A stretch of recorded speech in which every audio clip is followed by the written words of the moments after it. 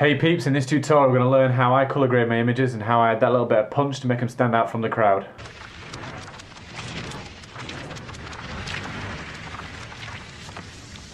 This is the photo I'm going to be using. It's a portrait of a hairdresser in Leeds.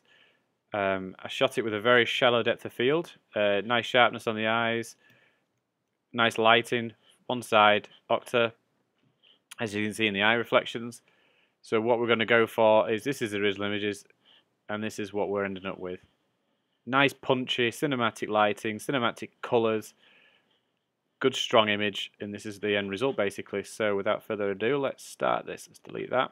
So what I'm going to start with is Apple J, and that's going to duplicate the layer. Or you can easily just drag this image down to this little square down here and it'll do the same thing. This just means then we've always got a background. It's non-destructive, so we've always got a background. I always work non-destructive if I can. Let's go to adjustments and go to channel mixer. Change it to monochrome. And then we're going to bring this down to about 30%.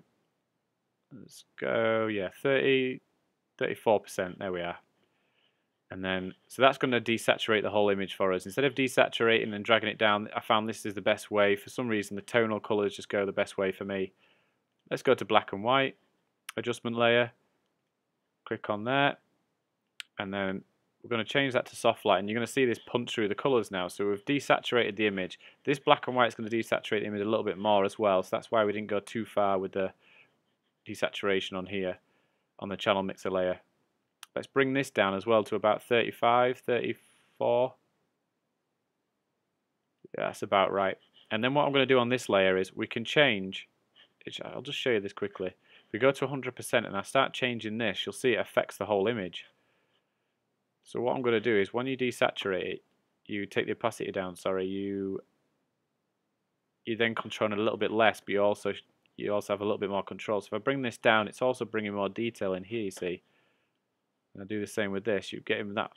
It's just bringing down the shadow of the red, so we're getting a little bit more detail bringing back in here.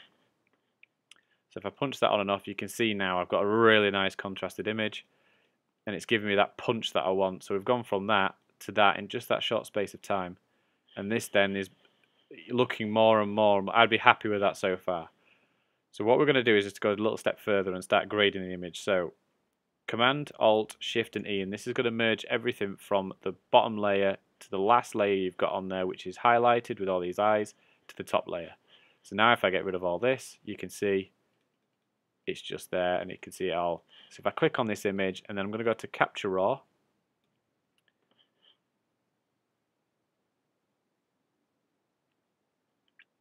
and we're just going to work our way down here. So I think I'm going to just bring a little bit more detail back into that highlight there, just a tiny bit.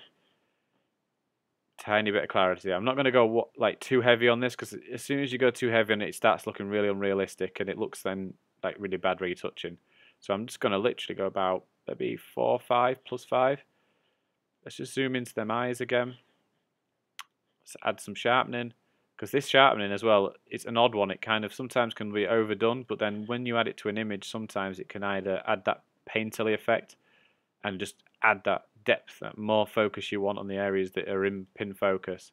So we've done that, and then the last thing I'm going to do, which a lot of people do and don't do, like to try and stay away from, but I always add grain to my images, and sometimes too much, but then it always adds it to, like, it gives it that film look and the more cinematic. So let's go to about 20 on there.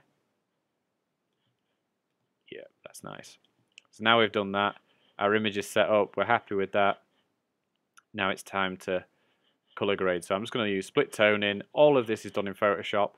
Let's start with adding a bit of saturation to these shadows. So now we can see what color we're working with. I usually go to about 180. Let's type that in. 180. And that's a cyanic color. It's just my color of choice at the minute. Let's drag this down, maybe around 12. Yeah, that looks good. That's good.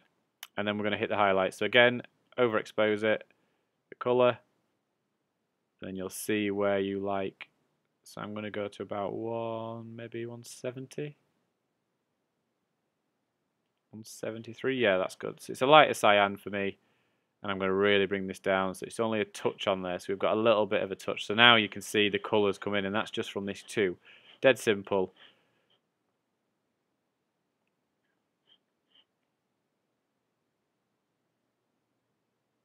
So in these 3 easy steps now, we've gone from channel mixer to black and white to adding the colour grade. We've gone from that to that.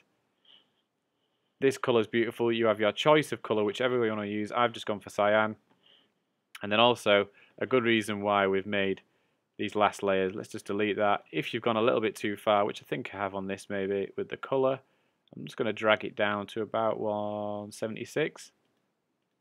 And that's just brought back a tiny bit more redness in the face and a bit more of the detail from the original shot. And yeah, I think I'm happy with that.